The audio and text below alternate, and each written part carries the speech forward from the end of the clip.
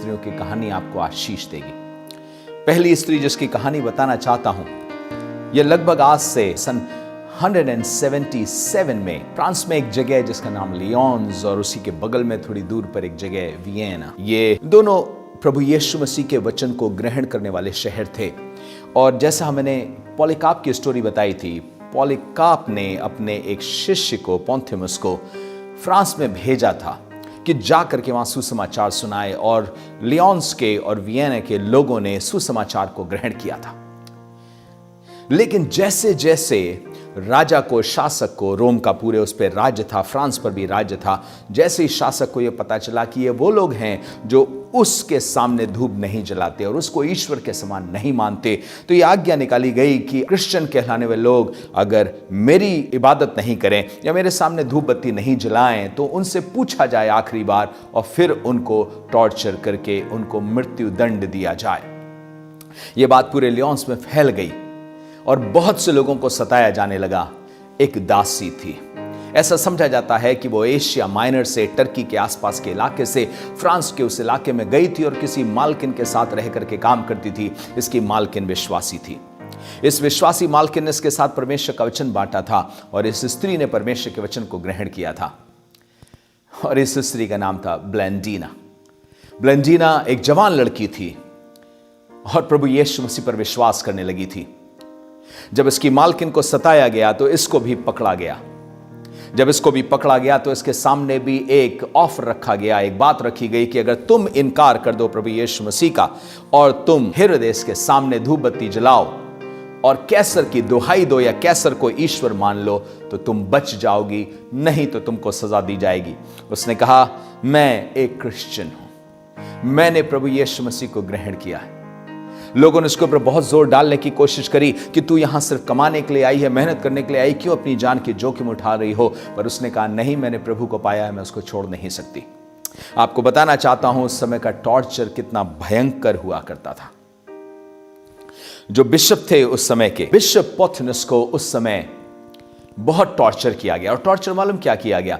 He was a old man, एक बूढ़ा व्यक्ति हो गया था, लेकिन उसे लगभग 3 फीट बाय 3 फीट के, जैसे इतनी बड़ी एक वॉशिंग मशीन के समान होता है, उतने उसमें उसको कैबिन में रखा गया था कि वो खड़ा भी नहीं हो सकता, अपना पैर भी नहीं फैला सकता है, और उसी में उसको रख करके टॉर्चर किया गया। उसके बाद उसके बॉडी को हीटेड प्लेट से रखा गया कि चारों तरफ से उसके हीट है, जला दी गई। वो प्लेट जिस तरीके से जलती कढ़ाई में डालते हैं उस तरीके से कर दिया और उसको टॉर्चर किया गया। और इस सब के सामने हो रहा था। ब्लेंडीना भी इस चीज को देख रही थी। लोगों ने समझा, इसके सताने वालों ने सोचा कि ब्लेंडीना इस चीज को समझेगी और ब्लेंडीना इनकार कर देगी। मालूम क्यों? क्योंकि ये सब सताने वाले सोच रहे थे कि अगर एक जन भी ऐसा हमें मिल जाए जो इनकार कर दे सबके सामने, खासतौर से कोई नोन फिगर हो क्रिश्चियनिटी में, अगर वो इनकार कर देगा तो बहुत से लोगों को लगेगा अगर ये इनकार कर सकते तो हम भी इनकार कर सकते हैं। पर ब्लेंडीना एक दासी जरूर थी, गुलाम जरूर थी, लेकिन अपने विश्वास में ये स्वतंत्र थी।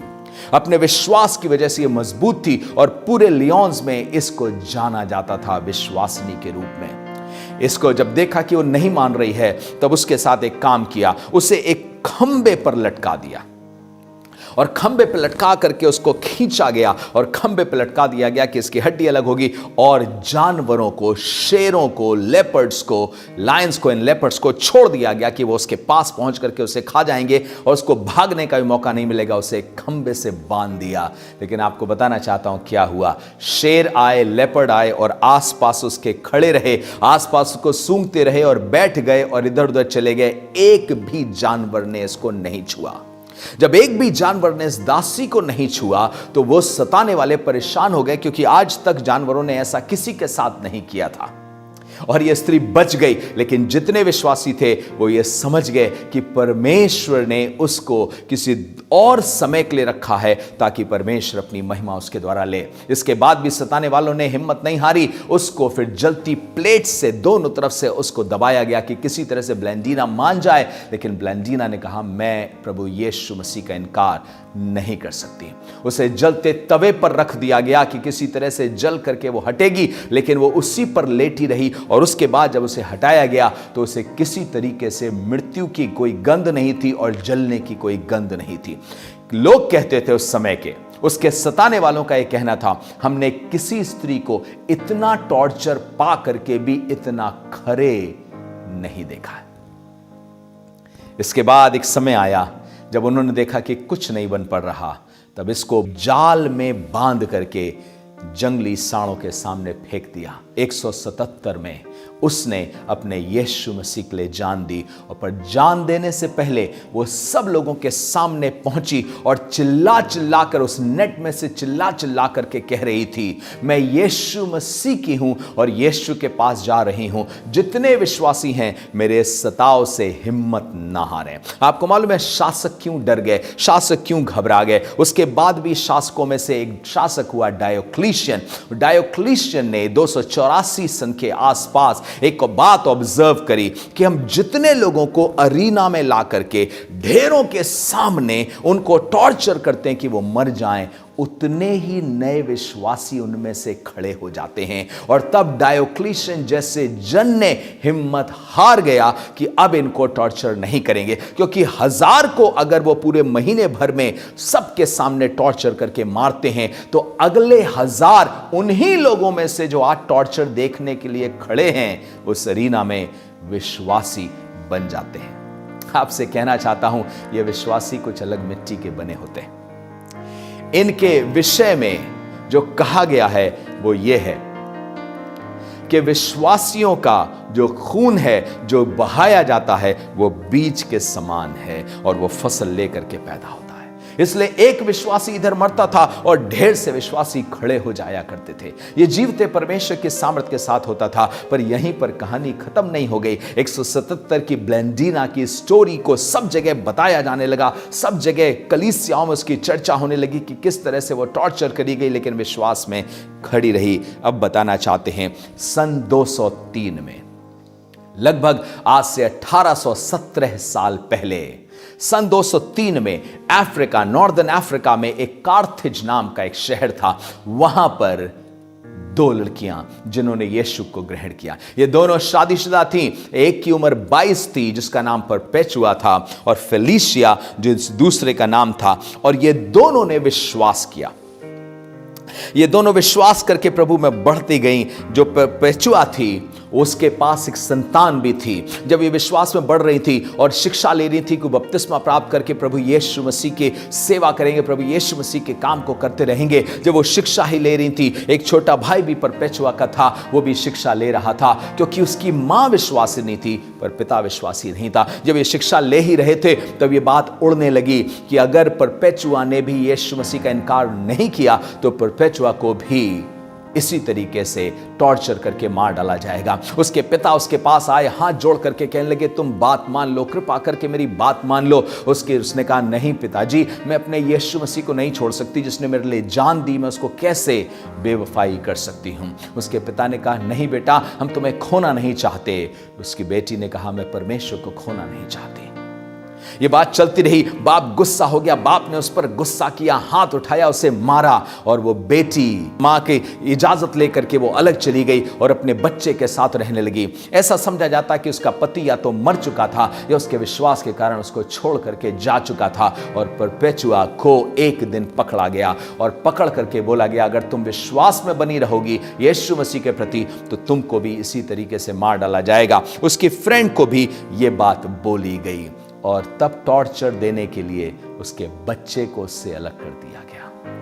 रात के अंधेरे में परपेचुआ खुद इस बात को लिखती है। इनकी इस कहानी को यूसुबियस ने, जो लगभग 314-15 ईस्वी के बाद हिस्टोरियन हुआ है, उसने लिखा है। और उसने लिखा है कि किस तरह से परपेचुआ बताती है कि वो भयंकर रातें हुआ करती थी, मुझे डर लगा करता था, मैं सोचती थी लेकिन फिर प्रार्थना करती थी और ईश्वर मुझे सामर्थ्य देता था कि मैं दुख उठाने के लिए तैयार रहूंगी। 22 साल की अवस्था में अपने बच्चे को उसने खो दिया, क्योंकि उसके बच्चे को अलग कर दिया गया टॉर्चर देने के लिए, और कहा गया अगर तुम इनकार कर दोगे तो बच्चे को तुम्हारे पास ला दिया जाएगा। लेकिन बच्चे को नहीं लाए क्योंकि उसने इनकार करने से मना कर दिया। अब सोच के देखिए, 22 साल की एक माँ एक छोटे से बच्चे को, जिसको अभी दूध ही पिला रही है, उस बच्चे को उससे अलग कर दिया जाए, ये कैसे अपने विश्वास में बनी रहेगी? पर ये 22 साल की ये माँ अपने विश्वास में बनी रही।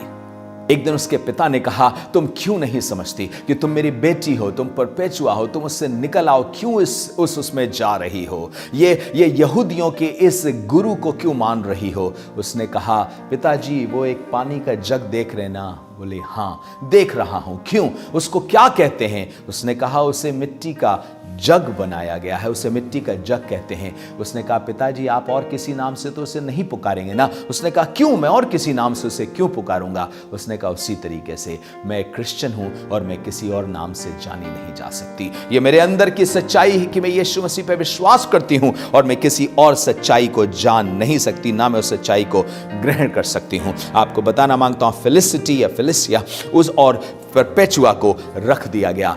फेलिसिटी जो थी वो 8 महीने की गर्भ धारण किए हुए थे, उसके अंदर पेट में बच्चा था 8 महीने का। इन सबको जेल में रखा गया और यह बोला गया, अभी भी तुम्हारे पास मौका है, थोड़े समय का मौका है, 15-20 दिन में तुमको सबके सामने लाया जाएगा, तुमको मारा जाएगा, अभी भी तुम मान लो। पर उसने कहा, नहीं, हम यीशु मसीह को छोड़ नहीं सकते, यीशु मसीह को त्याग नहीं सकते। तब उस कुछ समय के बाद उसके बच्चे को उसके पास लाया गया। उसके पिता ने उन गार्ड को, तमाम लोगों को घूस देकर के किसी तरीके से कहा, उसके बच्चे को उस तक पहुंचा दो, हमको उस तक ले चलो।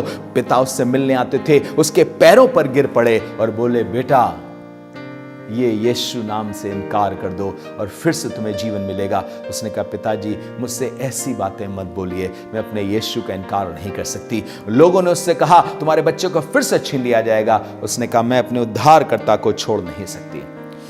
परपेचुआ का एक छोटा भाई भी था जो विश्वास में बढ़ रहा था और बपतिस्मे की वो भी तैयारी कर रहा था।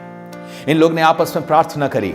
इसके छोटे भाई ने कहा, परपेचुआ तुम तो प्रभु से बातें करती हो ना, तुम प्रार्थना करने वाली हो, प्रभु से प्रार्थना करके बताओ क्या होगा भविष्य का। उसने प्रार्थना करी, परमेश्वर ने एक दर्शन दिया। उस जो स्वप्न दिया, उस स्वप्न में उसने देखा कि एक सीढ़ी लगी हुई है, ऊपर की तरफ जा रही है और बहुत से लोग ऊपर की तरफ चढ़ रहे हैं और उसका जो शिक्षक है वो भी ऊपर की तरफ चढ़ रहा है, जो बिशप था वो भी ऊपर की तरफ चढ़ रहा है और नीचे एक ड्रैगन है जो खींचने की कोशिश कर रहा है। ये चढ़ते चले जा रहे हैं। जब ऊपर गए हैं तो वहां सुंदर सुंदर चीजों को देखा है और नीचे वो ड्रैगन देखता रह गया और इनमें से किसी को कुछ नहीं कर पाया। तब वो जागी और उसने अपने भाई से कहा, हम अपनी मृत्यु के द्वारा अपने परमेश्वर की महिमा करेंगे। ये लोग कुछ फर्क हुआ करते थे, आपसे कहना मांगता हूं, क्योंकि इन्हें मालूम था ना मृत्यु ना जीवन कोई हमें मसीह की मोहब्बत से जुदा नहीं कर सकता। रोमियो 8:35 से आगे लिखा हुआ, कोई हमें मसीह की मोहब्बत से जुदा नहीं कर सकता, न मृत्यु ना जीवन, ना जीवन का लालच हमें मसीह से अलग कर सकता है। अगर तुम मार भी दोगे तब भी हम मसीह से अलग नहीं होंगे। मैं आपसे कहना मांगता हूं, जीते जी हम मसीह के हैं और मर गए तो हम मसीह के साथ ही रहेंगे। इस पे बहुत टॉर्चर हुआ, लेकिन ये टॉर्चर से घबराई नहीं। बहुत ज्यादा दुख दिया गया पर दुख से घबराई नहीं। एक छोटी सी बात बताना चाहता हूं आपको, इसमें बहुत अच्छी बात जो थी, जो उसके साथी फेलिसिटी थी, वो कहने लगी, मैं नहीं चाहती कि गर्भावस्था में उस जगह पर जाऊं। मैं चाहती हूं कि संतान को पैदा कर सकूं ताकि वो संतान किसी विश्वास में बढ़ने पाए।